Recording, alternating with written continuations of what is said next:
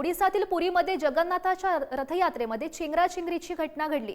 या चेंगराचेंगरीमध्ये 3 भाविकांचा मृत्यू झाला। जवळपास 10हून अधिक जण जखमी झाल्याची प्राथमिक माहिती आहे। पहाटे 4:30 वाजण्याच्या सुमारास ही चेंगराचेंगरीची घटना घडलेली होती।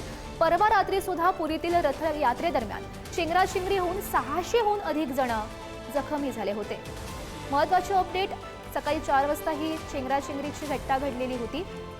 दृश्य आपण बघू शकतोय, ओडिसामधली ही घटना। जगन्नाथ रथयात्रेमध्ये ही चेंगराचेंगरी झाली। 3 भाविकांचा यामध्ये मृत्यू, 10 पेक्षा अधिक जण जखमी असल्याची यामध्ये माहिती मिळते। या संदर्भात अधिकची माहिती जाणून घेऊयात। आमचे प्रतिनिधी सिद्धेश भंडारे आपल्या सोबत आहेत। सिद्धेश, पुरीमधल्या जगन्नाथ रथयात्रेदरम्यान झालेल्या चेंगराचेंगरीत 3 भाविकांचा मृत्यू झाला असून 10हून अधिक भाविक आता या ठिकाणी जखमी आहेत आणि ही घटना श्री गुंडीच्या मंदिराजवळ जो परिसर आहे त्या परिसरात ही घटना घडली, जिथे रथयात्रा सुरू झाली होती।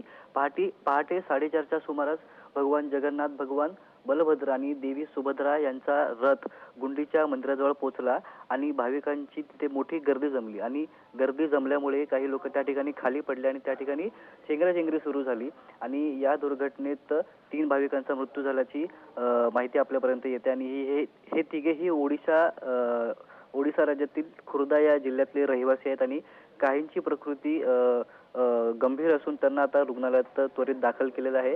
आणि ही घटना या ठिकाणी असंही म्हटलं जाते की गर्दी नियंत्रणासाठी पोलिसांची व्यवस्था या ठिकाणी अपुरी पडली होती। नक्कीच सिद्धेश, धन्यवाद दिलेल्या सविस्तर माहितीसाठी।